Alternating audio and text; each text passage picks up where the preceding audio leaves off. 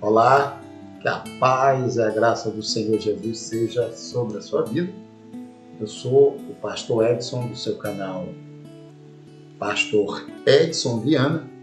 O objetivo do nosso canal é levar até você a palavra de Deus através da leitura da Bíblia Sagrada, ok? Vamos ler a Bíblia, esse é o principal objetivo. Já eu peço a você, curta esse vídeo e compartilhe com aquela pessoa, com seu amigo, seu parente, que está precisando ouvir e compreender a palavra de Deus. Já estamos aqui com Gênesis, capítulo 3. Nós já estudamos o capítulo 1 e o capítulo 2. E agora estamos com Gênesis, capítulo 3. Vamos ler o capítulo 3. Meu objetivo não é trazer um estudo profundo da palavra, mas é ler a palavra junto com você para que você possa compreender e fazer os comentários aqui. Nada de teologia, mas comentários mais do meu coração, daquilo que eu entendo e compreendo a palavra de Deus, tá bom? Muito obrigado de já pela sua audiência e vamos à leitura da Bíblia Sagrada. Gênesis capítulo 3 vai falar sobre o pecado do homem e da mulher, né? A queda do homem e da mulher. Então vamos lá. Ora, a serpente era o mais astuto de todos os animais selvagens que o Senhor Deus havia criado. Versículo 1, né?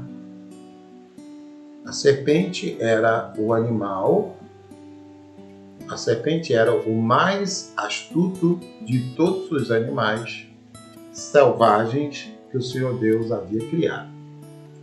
Certa vez, ela perguntou à mulher: Deus realmente disse que vocês não devem comer do fruto de nenhuma das árvores do jardim? Veja que o texto bíblico destaca aqui que a serpente era o mais astuto de todos os animais selvagens.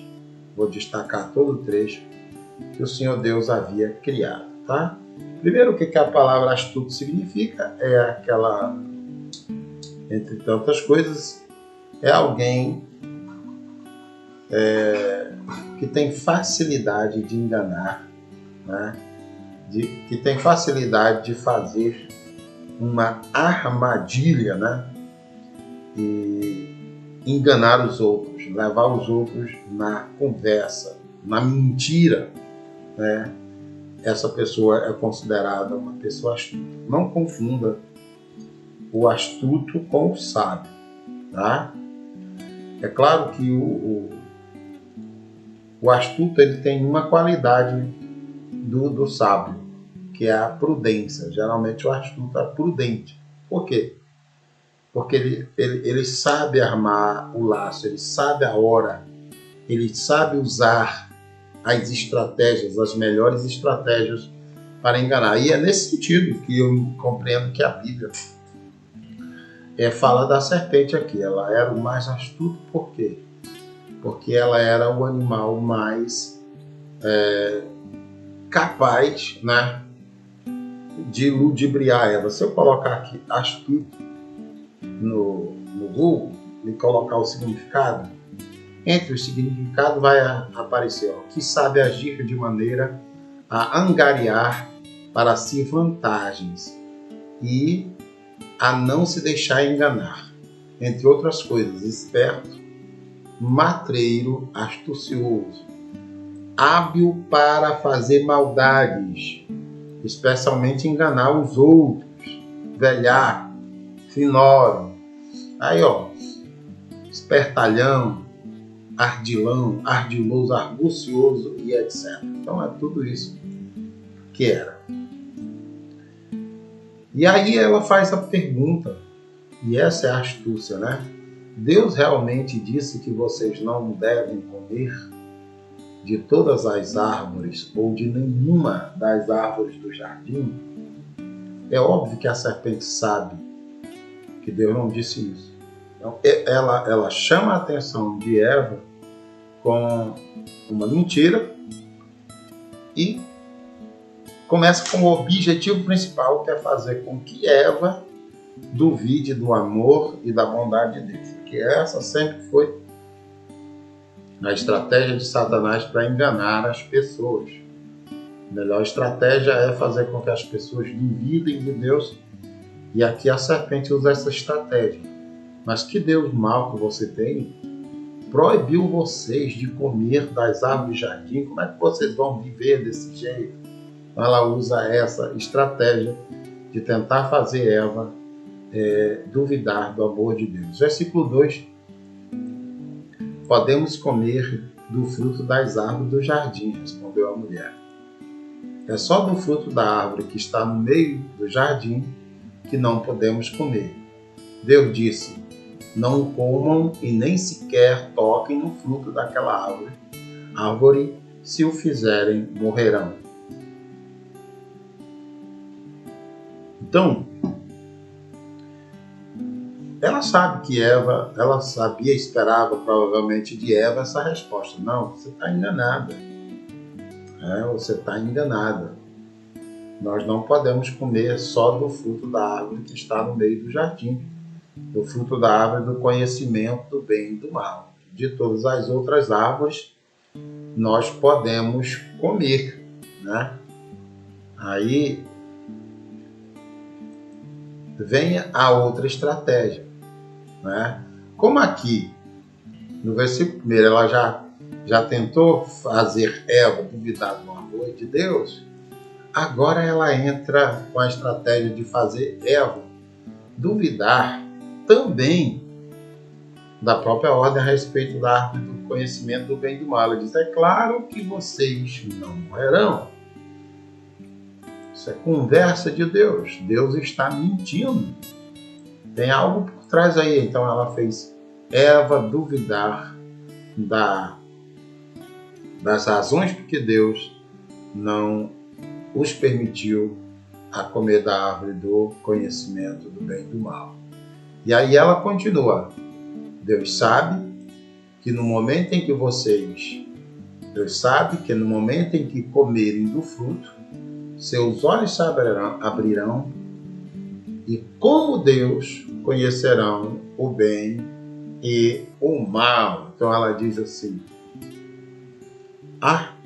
o motivo real, já que Deus não disse para você por que vocês não devem comer no fruto, apenas falou das consequências.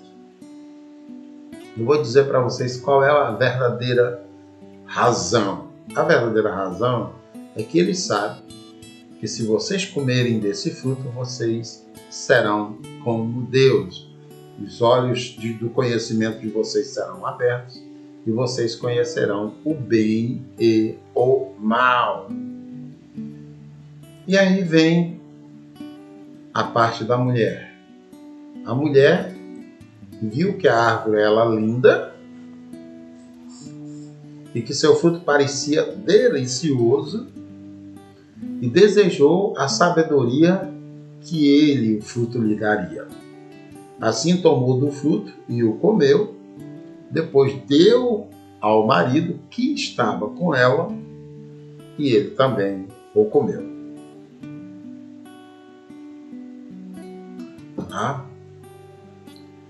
Até aquele momento, pode ser que a Eva não tinha percebido quanto, olha só, a tentação, o fato de a serpente despertar a curiosidade de Eva a respeito da árvore, fez com que a Eva visse a árvore de forma diferente agora. Talvez ela não tinha percebido, entre aspas, como a árvore era linda. Agora ela percebeu. E é assim que a tentação age na vida das pessoas, né? As coisas do mal são sempre mais atrativas do que as coisas do bem. Fazer o mal é muito mais desejável do que fazer o bem.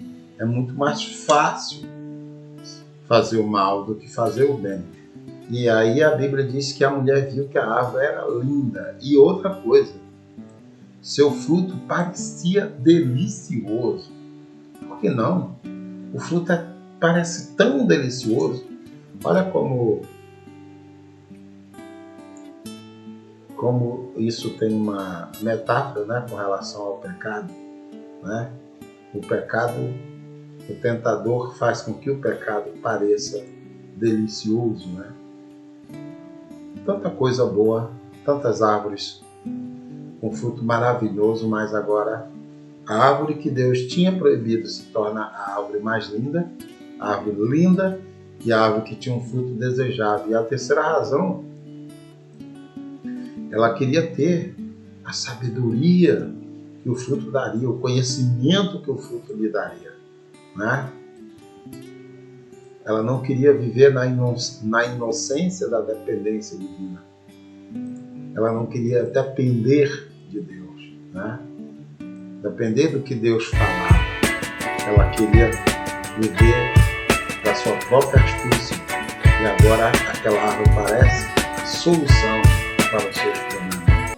Não é em vão que as pessoas que vivem uma vida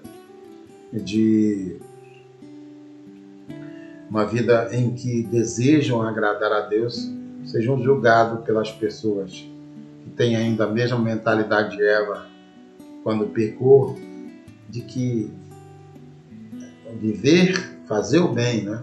Andar de acordo com a Bíblia é ser quadrado, né? Ser um tolo, ser um burro, né? É viver na mesmice, né?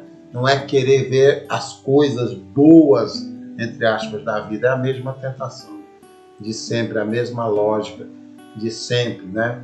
Até um comercial do Motorola novo, abra a cabeça, feche a mesmice. Eu vejo aí a voz da serpente dizendo, né? Abra a cabeça, você não viu ainda que essa árvore é tão linda, né? Essa árvore tem um fruto que parece delicioso. Abra a cabeça, esquece o que Deus falou, para de ser quadrada. A mesma mensagem ecoa pelos séculos e séculos, né? Assim, ela tomou a decisão, tomou o fruto e comeu. Depois deu ao marido que estava com ela e ele comeu também. E aí, parte da mentira da serpente virou verdade. Naquele momento, seus olhos se abriram e eles perceberam que estava nu. Conheceram o bem e o mal da forma mais cruel. Veja que a serpente fala uma verdade. Ó, no momento que você comer do fruto, seus olhos saberão e vocês conhecerão o bem e o mal. Só que ela não fala. É uma meia verdade, né? Ou seja, que se torna uma mentira. Ela não avisa o que seria, qual a consequência de conhecer o bem e o mal. Conhecer que a partir de agora estavam nus. A partir de agora estavam desprotegidos da bênção de Deus, da presença de Deus. Perceber que a partir de agora o conhecimento deles do bem e do mal é trágico, né? Que eles conheceram os seus próprios pecados, suas próprias fraquezas, e aí começam a agir por conta própria. Por isso eles costuraram folhas de figueira umas às outras para se cobrirem.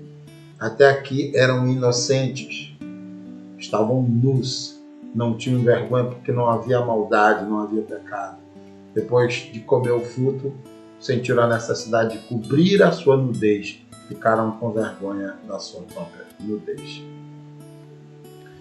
Versículo 8, quando soprava brisa ao entardecer, o homem e sua mulher ouviram o Senhor Deus caminhando pelo jardim e se esconderam dele. Né? Aqui a primeira fuga, né? O pecador começa a fugir de Deus. A consciência os acusa. Diz: você não pode estar na presença do Deus Santo, do Deus justo, porque vocês o desobedeceram. Versículo 9. Então o Senhor Deus chamou o homem ou perguntou. Então o Senhor Deus chamou o homem e perguntou: onde você está? Ele respondeu: ouvi que estavas andando pelo jardim e me escondi. Tive medo, pois estava nu. Consequência aqui do pecado: medo. Medo da presença de Deus. O pecado naturalmente afasta o homem da presença de Deus. E aí Deus diz: quem lhe disse que você estava nu? Perguntou Deus. E ele mesmo responde.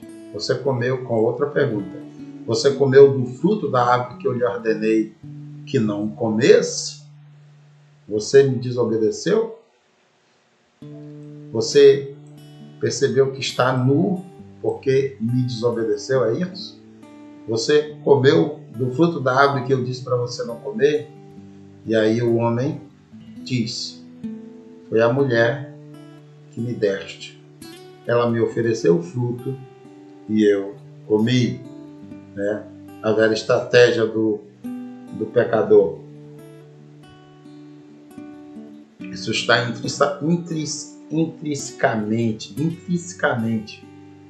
ligado à natureza. Deixa eu ver como é essa palavra que eu quero dizer para vocês. Intrinsecamente. É isso mesmo. Intrinsecamente. Difícil, né? De maneira intrínseca. Né? Da essência, né? Intrinsecamente ligado ao homem. Intrinsecamente ligado ao homem. O que é que está ligado intrinsecamente ao homem? Ou intrinsecamente ao homem? É o orgulho de não reconhecer os seus próprios erros. Não é? Quando você diz: você está errado. As pessoas têm o hábito de dizer assim: mas fulano também está errado, porque você não fala com fulano. Quer dizer, essa é outra estratégia humana. Apontar para os outros ou colocar a culpa nos outros. Tá? Então o ser humano faz parte da natureza humana, está intrinsecamente ligado à natureza humana, culpar os outros ou chamar a atenção para os erros dos outros e não admitir o seu próprio erro. Foi isso que Adão, nosso primeiro pai, fez. Né? Foi a mulher, a culpa foi da mulher, não foi minha. Ela me obrigou, colocou uma arma na minha cabeça. Será? Não foi. Então o Senhor perguntou à mulher: o que você fez? Aí a mulher fez a mesma coisa de Adão, a serpente. A culpa foi da serpente. Mas será mesmo que a culpa foi da serpente? Em parte, sim. Mas a serpente colocou uma arma na cabeça de Eva? Também não. Respondeu a mulher: foi por isso que eu comi do fruto. E aí o Senhor vai até a serpente e diz: então o Senhor Deus disse à serpente: uma vez que fez isso, maldita é você entre todos os animais domésticos e selvagens. Você se arrastará sobre o próprio ventre, rastejará no pó enquanto viver. Olha a justiça de Deus, né? Deus começa julgando. E você tenha certeza, tenhamos nós certeza, que Deus sempre vai julgar as pessoas de acordo com a justa medida. Quem foi a causa maior do pecado? É óbvio que foi a serpente. Né? Se ela não tivesse feito nada, Eva não teria pecado. Então Deus começa o julgamento pelo principal responsável, a serpente. Né? Amaldiçoa a serpente e a condena a viver rastejando, né? Se arrastando no pó, e a condena a comer pó. E aí ele continua, olha o tamanho da maldição. A maldição é a recompensa de Deus, o julgamento de Deus é proporcional à culpa, do tamanho da culpa. E o Senhor continua a dizer, ó, farei que haja inimizade entre você e a mulher, entre a sua descendência e o descendente dela. Ele, o descendente da mulher, lhe ferirá a cabeça. Olha que Deus usa aqui, ele. O descendente da mulher, não os descendentes, né? Não a descendência da mulher, mas o descendente. Deus nem fala a descendência, ele fala o descendente dela, que no caso é uma profecia específica para Jesus aqui. Ó. Ele lhe ferirá a cabeça, tá? É uma ferida mortal, certo? Ferida na cabeça é uma ferida mortal, e você lhe ferirá o calcanhar. Né? E é uma ferida que não é mortal. Tá? Então essa é a diferença entre o poder das trevas e o poder de Deus na vida do homem, na vida de Jesus Cristo. A mulher, Deus vai para o segundo. Quem é o segundo responsável pelo pecado? É a mulher que deu ouvidos à serpente. Então Deus primeiro julga a serpente, depois julga a mulher. Mas o que é interessante, primeiro Deus fala com o homem, porque o homem é o líder. O homem é, na verdade, um dos principais responsáveis. Mas aqui na ordem, Deus julga cada um no tempo da sua ação. Primeira ação, a da serpente, Deus ajuda. Segunda ação, a da mulher, Deus ajuda. Terceira ação, a do homem, Deus o julga. Ele disse à mulher, farei mais intensas as dores da tua gravidez, e com dor você dará à luz. Seu desejo será para o seu marido, e ele a dominará. E ao homem, o julgamento principal, o último julgamento, ó, e o maior também, ó. Ok? Ao homem vem o julgamento principal e o maior. E ao homem ele disse, uma vez que você deu ouvidos à sua mulher, primeiro erro dele, segundo erro, comeu da árvore cujo fruto eu ordenei que não comesse. Veja que Deus não disse isso para a mulher. Deus ordenou especificamente para Adão, não coma do fruto. Coma de todas as árvores do jardim. Não coma da árvore do conhecimento do bem e do mal. Então Deus diz apenas para Adão, diz para você não comer, e você comeu. Consequência, maldita é a terra por sua causa. Por toda a sua vida terá muito trabalho para tirar da terra o seu sustento. O que era para ser um trabalho sem fadiga, um trabalho agradável, pois esse plano de Deus, que o homem tivesse uma vida agradável, tivesse um trabalho agradável, agora ele vai ter trabalho para tirar o seu sustento. Ele continua no 18, ela produzirá espinhos e ervas daninhas, mas você comerá de seus frutos e grãos. Com suor do rosto você obterá alimento, até que volte à terra da qual foi formado, pois você foi feito do pó e ao pó voltará. Então, está aqui as consequências da maldição. E continua. Versículo 20. O homem Adão deu à sua mulher o nome de Eva, pois ela seria a mãe de toda a humanidade.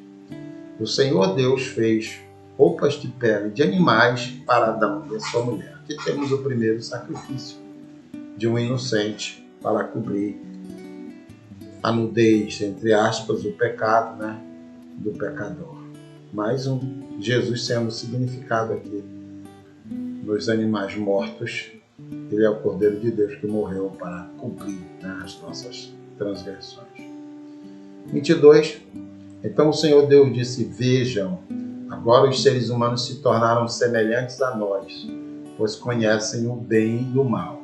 Se eles tomarem do fruto da árvore da vida e dele comerem, viverão para sempre. Então, 23. Para impedir que isso acontecesse, o Senhor Deus os expulsou do jardim do Éden e Adão passou a cultivar a terra da qual tinha sido formado.